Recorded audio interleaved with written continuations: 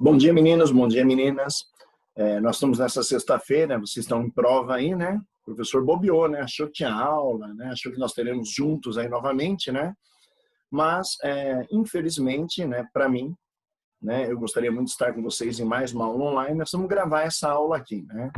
Essa nossa aulinha é uma aulinha sobre a cultura neoclássica, a arte neoclássica, né?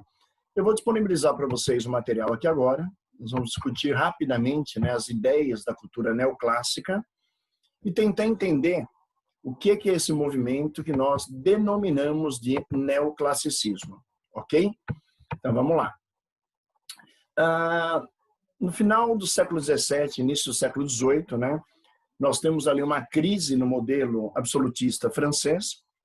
Essa crise vai se agravando a cada governo, né, quando nós falamos de Luís XIV, Luís XV, e lá, no final do século XVIII, Luís XVI, na segunda metade do século XVIII, Luís XVI, e nós observamos, analisamos, que conforme inicia-se uma transição entre o absolutismo e o pensamento iluminista, que vai gerar, que vai caracterizar naquele momento ali a Revolução Francesa, nós acabamos analisando e pensando, né, nas repercussões, né, nas mudanças que vão ocorrer devido a esse pensamento, a essa característica gerada, né, pela própria mudança política que a França vai viver naquele momento ali.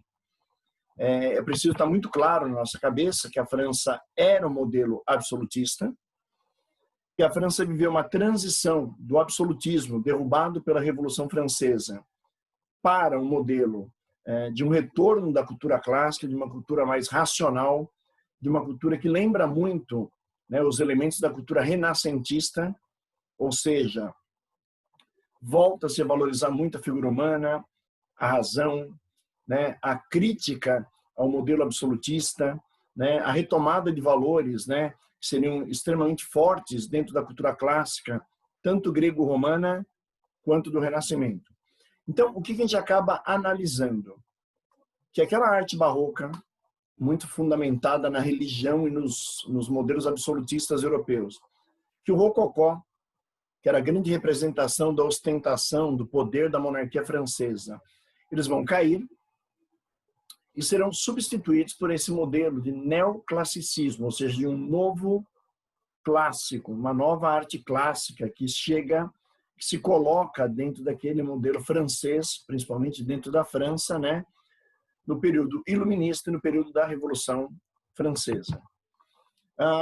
Essa mudança de pensamento, essa vigorosa ideia da razão, da crítica aos modelos anteriores, absolutistas, ao poder do clero, à sociedade estamental, uma sociedade que não se mobilizava na época, que não tinha nenhuma mobilidade social, nós observamos, né, que nós saímos de um mundo do absolutismo, do pensamento religioso, de uma sociedade travada, de uma economia dominada pelos reis, para o mundo burguês, para o mundo do capitalismo, para o mundo do industrialismo daqui a pouco, que vai tomar conta do mundo, né? A Revolução Industrial vem para tomar conta do mundo daqui a pouco, e a gente acaba analisando que, de certa maneira, por certa lógica, a arte acompanha essa transição, né, do fim do poder dos reis, do fim do poder da igreja, da retomada do valor racional, da retomada dos valores de liberdade, da retomada dos valores de igualdade que vão aparecer com o pensamento liberal burguês. Então, há uma transição, há uma mudança, né, há uma reestruturação de tudo aquilo naquele momento ali.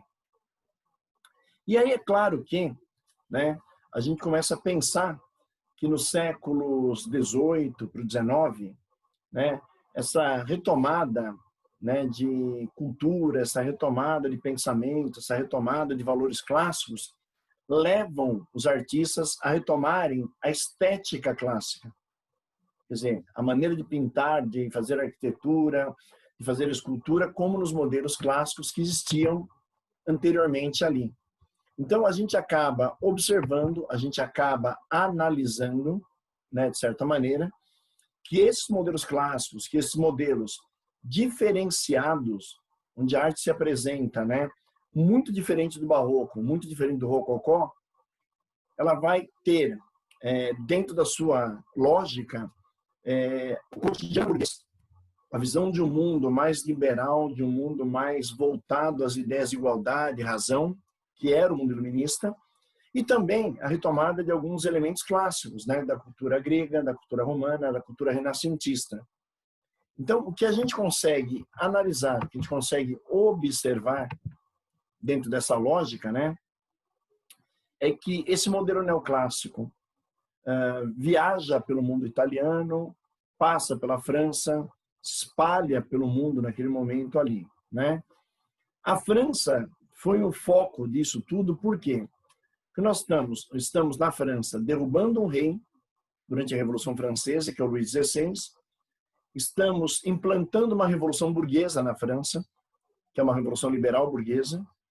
Depois dessa revolução, nós temos Napoleão Bonaparte chegando ao poder, representando esse ideal liberal, esse ideal clássico, esse ideal burguês que tomou conta, né, da Europa e do mundo no século XVIII, né, porque tem que lembrar que, além da Revolução Francesa, nós já tínhamos naquela época, né, ocorrido a independência norte-americana, que também tem um forte ideal iluminista, né?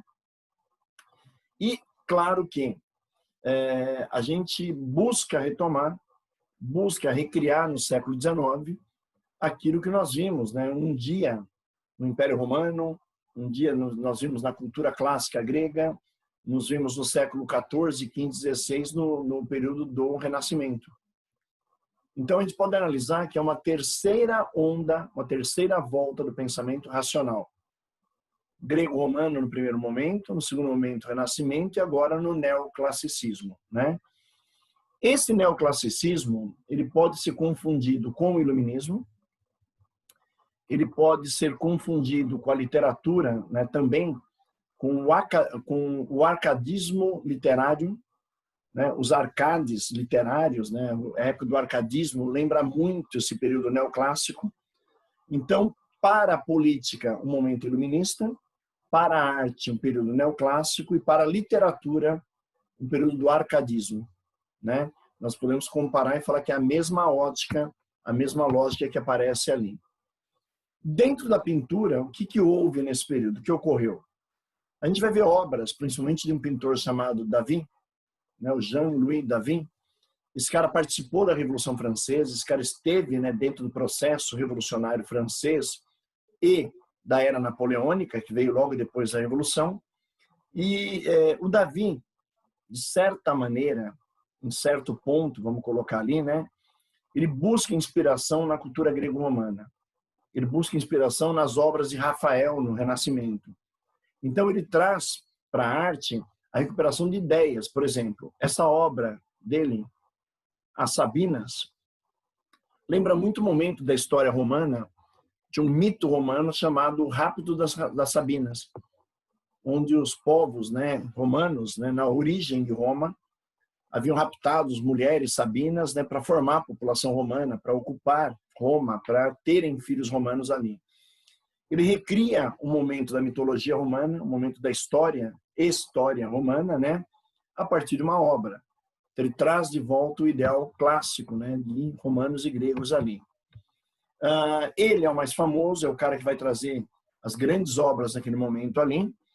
Muitas das obras dele, né, hoje se encontram no Museu do Louvre. As Sabinas é uma obra, como eu mostrei para vocês, se encontra lá.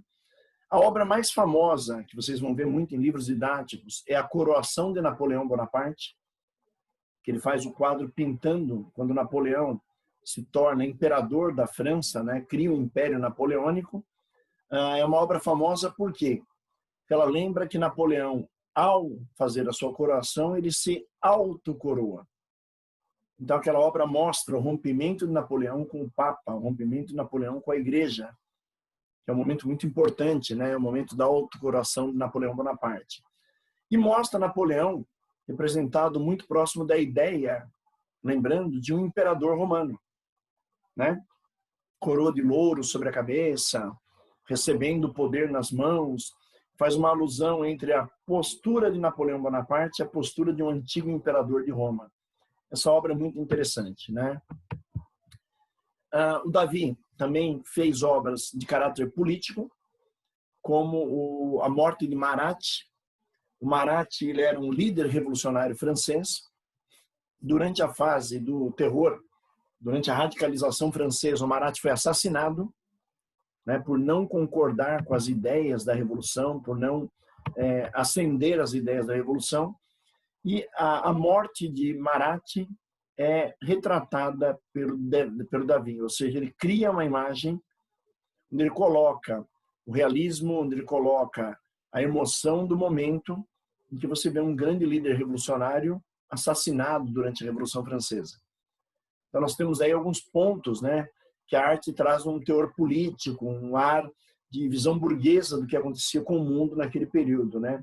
Que, aliás, lembrava o ideal burguês, que é o ideal clássico, que é o ideal de retorno de uma cultura clássica, uma cultura mais racional após o absolutismo francês, né? E, claro, outro grande pintor é o Ingres. O Ingres vai trazer essas obras retratando a nudez, né? Retratando a sociedade, né, que se vivia na época na França, né?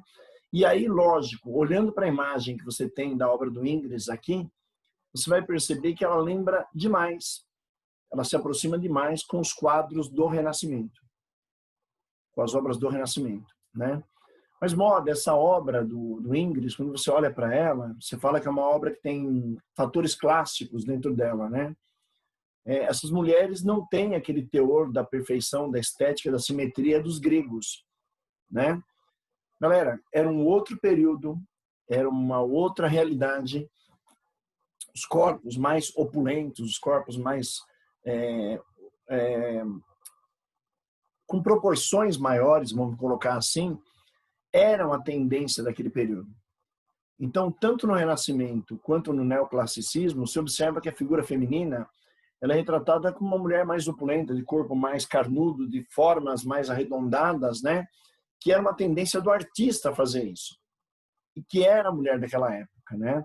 Então, ele busca o nu, ele busca a ideia da sensibilidade, da emoção, mas dentro do conceito de uma arte que mostra realidade, de uma arte que mostra conceitos clássicos de arte, né? A gente entende claramente que essa arte vai por esse caminho, né? E, lógico, né, isso também se apresenta na arquitetura. Quando nós observamos alguns prédios de arquitetura, né, neoclássica, na verdade lembram muito prédios de arquitetura renascentista ou de arquitetura romana. Um exemplo, esse prédio é um prédio francês, é um mausoléu dos heróis da França. Esse prédio se encontra em Paris, né? E esse prédio ele tem características grego-romanas. Você pode ver que ele tem uma abóbada sobre o teto, esse teto arredondado. Ele utiliza as colunas, que era uma característica grega, que acabou sendo incorporada nos arcos romanos, né? E esse prédio francês, se você bater um olho e pensar bem nele, ele lembra muito também o Capitólio, né? O prédio da Casa Branca, nos Estados Unidos, que também foi construído com características do quê? Do neoclassicismo. Então, nós observamos, nós analisamos, nós pensamos e enxergamos, né, que recuperou-se a obra romana, recuperou-se a obra grega, recuperou-se a obra renascentista, nesse momento aqui. E no caso aqui, muitas das obras copiam aquilo que foi encontrado, né, quando foi escavado as cidades de Pompeia e Herculano. Cidades que foram soterradas pelo Vesúvio, pelo vulcão, né, durante o Império Romano. Então é interessante, né? O que foi encontrado lá foi trazido como modelo para a construção de obras durante o século XVIII, durante o período neoclássico aqui. A França, o Panteão Nacional, que eu mostrei agora há pouco. Esse aqui é o Portal de Brandemburgo, na Alemanha, que também recebe a influência clássica das colunas, das estruturas grego-romanas, do modelo mais antigo ali. Nós temos em Paris ainda o Arco do Triunfo, o famoso Arco do Triunfo, na região do Champs-Élysées, em Paris, e temos o prédio do Capitólio, na Casa Branca, em Washington, que também retrata essa ideia da cultura, da retomada da cultura clássica, né? Então, nós podemos avaliar, podemos pensar que esse modelo que essa estrutura criada pelo neoclassicismo trouxe de volta para nós, né, os elementos antigos, grego-romanos, os elementos da transição da Idade Média para a moderna, que foi o Renascimento, que está envolvida politicamente essa arte com a ascensão burguesa, com a derrubada das monarquias, com o fim do absolutismo, né? E, de certa maneira, retrata o cotidiano burguês, a vida burguesa da Europa a partir do século XVIII, também dos Estados Unidos, claro, e retrata, de certa maneira, os modelos de pensamento mais racionais, mais liberais, mais igualitários que surgem com o pensamento iluminista, né? Então, nós temos um momento de transição onde a idade moderna começa a se desfazer e começamos a entrar na idade contemporânea. Então, essas obras que vocês observaram, esses modelos que vocês viram, fazem parte daquele modelo contemporâneo que nasce a partir do século XVIII, nasce a partir das revoluções burguesas. Revolução Francesa, Independência Americana, a Revolução Industrial, que acontecem no século XVIII. Para nós, aqui no Brasil, isso se apresenta muito forte, não na pintura, não na escultura, não na arquitetura, mas na literatura. O chegar do pensamento racional, o chegar das ideias iluministas vem com o arcadismo, onde nós teremos aqui autores como Cláudio Manuel da Costa, Tomás Antônio Gonzaga, que participaram, por sinal, da Inconfidência Mineira, do movimento liberal aqui em Minas Gerais. Ok? Então, por aí a gente consegue ter uma lógica, entender um pouquinho desse movimento, um pouquinho dessa lógica de uma arte neoclássica que surge e se estabelece a partir do século XVIII na Europa e nos Estados Unidos. Galera, agradeço a atenção de vocês. Obrigado. Desculpem, né, novamente, né, o professor queria estar lá na aula, na live com vocês, mas dia de prova e dia de prova estão liberados, aula gravada. Um abraço para todo mundo. Tchau, tchau.